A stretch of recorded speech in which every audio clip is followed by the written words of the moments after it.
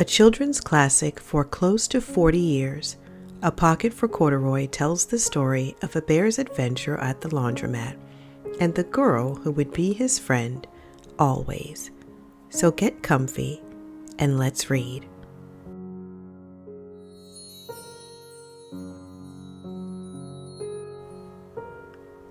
Late one summer afternoon, Lisa and her mother took their laundry to the laundromat.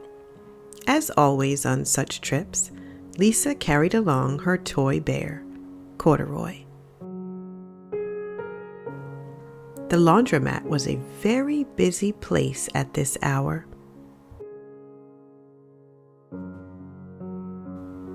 "Now, Corduroy, you sit right here and wait for me," Lisa said. "I'm going to help with our wash." Corduroy waited patiently. Then he suddenly perked up his ears.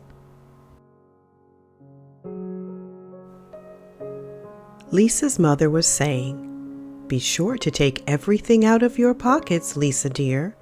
You don't want your precious things to get all wet and soapy." "Pockets?" said Corduroy to himself. "I don't have a pocket." He slid off the chair. "I must go find something to make a pocket out of," he said, and he began to look around. First he came to a pile of fancy towels and washcloths, but nothing was the right size or color.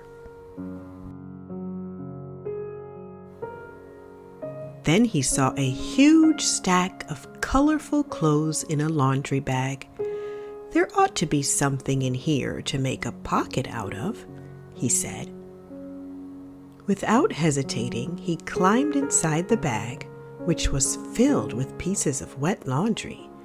The dampness didn't bother Corduroy in the least. "This must be a cave," he said, sighing happily. "I've always wanted to live in a dark, cool cave."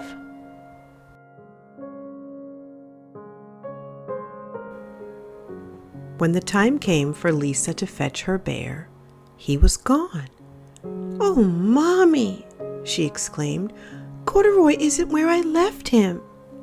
"I'm sorry, honey," said her mother, "but the laundromat will be closing soon, and we must be getting home." Lisa was reluctant to leave without Corduroy, but her mother insisted. "You can come back tomorrow," she said. "I'm sure he will still be here."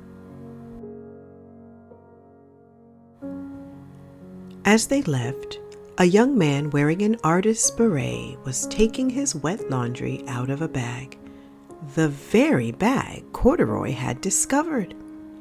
Before he knew it, Corduroy was being tossed together with all the sheets, shirts, shorts, and slacks inside the dryer. But just as the artist was shutting the glass door, Corduroy tumbled out onto the floor. "How in thunder did that bear ever get mixed up with all my things?" the artist wondered.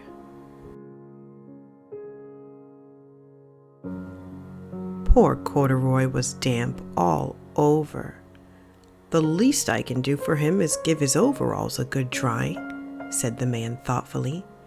He unbuttoned Corduroy's shoulder straps and put his overalls in the dryer. Corduroy grew dizzy as he watched the clothes spinning around, but the artist became inspired. "This would make a wonderful painting," he said, as he took a sketch pad out of his pocket and began drawing the swirling colors. "I can hardly wait to get back to my studio."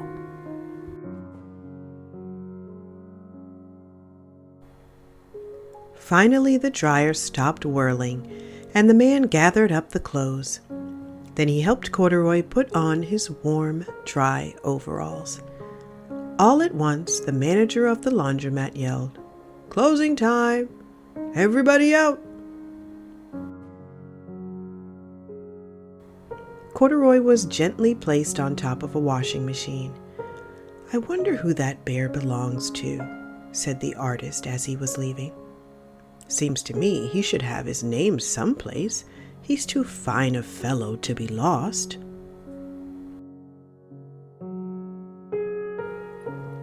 As soon as the lights were turned off, Corduroy began his search again.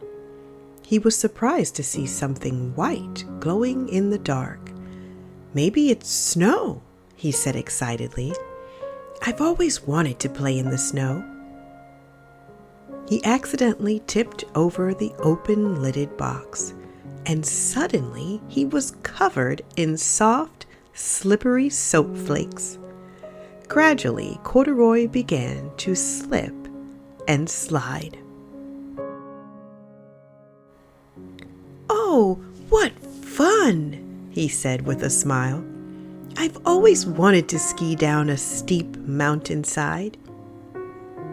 He landed paws first in an empty laundry basket. "This must be a cage," he said, peeking through the bars. "I've never wanted to live inside a cage, like a bear in a zoo." But by now, Corduroy felt drowsy, and soon he nodded off to sleep. Next morning, when the manager came to open the door of the laundromat, there was Lisa waiting. "I left something here yesterday," she explained. "May I look around?" "Certainly," said the manager. "My customers are always leaving things."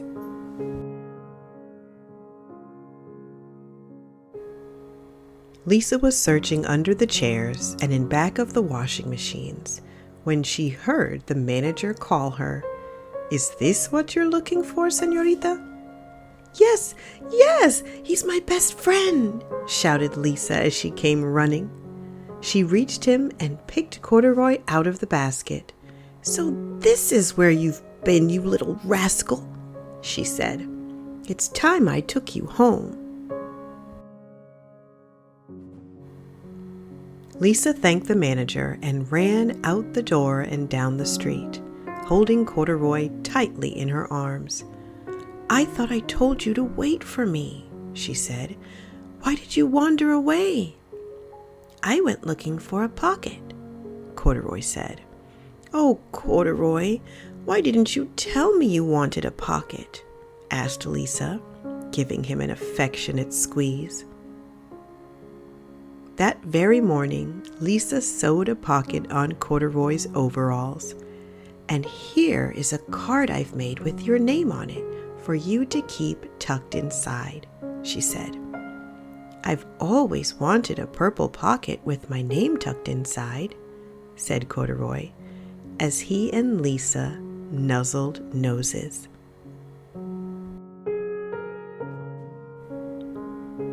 You've made it to the end of another story. I hope you enjoyed it. As always, until next time, happy reading.